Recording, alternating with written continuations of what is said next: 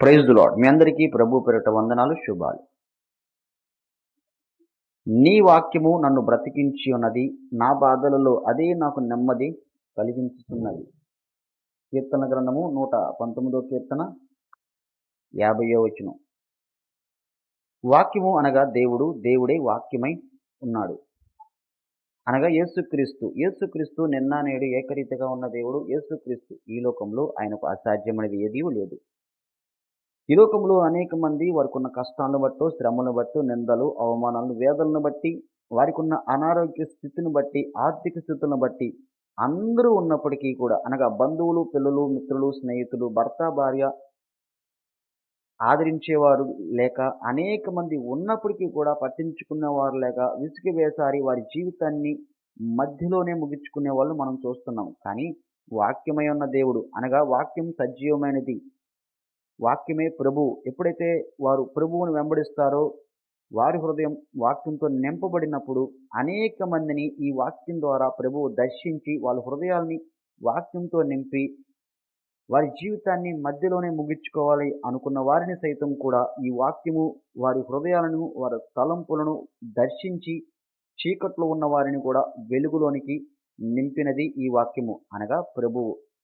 ఈ లోకంలో నీవు కూడా అలాగే విసిగి వేసారి, నన్ను పట్టించుకునేవారు లేరు, ఆదరించేవారు లేక, ప్రేమించేవారు లేరని బాధపడుతున్న ప్రియ దేవుని బిడ్డలారా, ఈ వాక్యము నీతోనే మాట్లాడుతున్నది. సజీవమైన ప్రభువు, అనగా వాక్యమై ఉన్న దేవుడు నీతో నీ హృదయాన్ని దర్శించి ఆదరించేవారు లేక, ప్రేమించేవారు లేక, పట్టించుకునేవారు లేక, విసిగి వేసారి ఈ లోకంలో నా జీవితాన్ని ముగించుకోవాలని ఆలోచిస్తున్న నీతో దేవుడు మాట్లాడుతున్నాడు.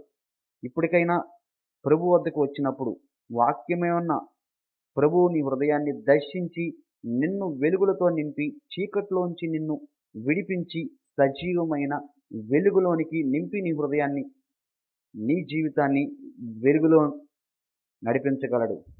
ఆమె ప్రార్థన. సర్వాధికారి యేసయ్య, ఈ మాటలు వింటున్న ప్రతి ఒక్కరికి ఈ మాటల ద్వారా ధైర్యం, శాంతి, సమాధానం, నెమ్మది కలుగ చేయమని, అలాగే ఎవరైతే అందరూ ఉన్నప్పటికీ కూడా ఎవరూ లేరు, ఆదరించేవారు లేక, పట్టించుకునేవారు లేక, ప్రేమించేవారు లేక, విసిగి వేసారి వారి జీవితాన్ని మధ్యలోనే ముగిస్తూ అనేక మంది కుంగిపోతున్న వారితో మీరు ఈ వాక్యం ద్వారా వారితో మీరు స్పష్టంగా మాట్లాడి, వాక్యమై ఉన్న దేవా వారి హృదయాన్ని మీరు దర్శించి నీ వద్దకు నడిపించి వారి జీవితంలో చీకట్లోంచి వెలుగులోనికి నడిపించి వారిని బలపరచమని యేసుక్రీస్తు నామములో ప్రార్థిస్తున్నాము తండ్రి.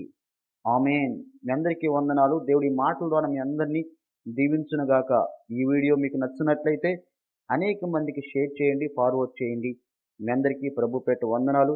ప్రభు మిమ్మల్ని దీవించునుగాక. ఆమేన్. Praise the lord. మీ అందరికీ ప్రభు పేరిట వందనాలు, శుభాలు.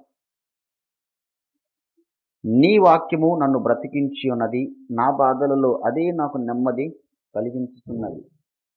కీర్తన గ్రంథము 119 కీర్తన 50వ వచనం. వాక్యము అనగా దేవుడు, దేవుడే వాక్యమై ఉన్నాడు. అనగా యేసుక్రీస్తు నిన్న నేడు ఏకరీతిగా ఉన్న దేవుడు యేసుక్రీస్తు. ఈ లోకంలో ఆయనకు అసాధ్యమైనది ఏదీ లేదు. ఈ లోకంలో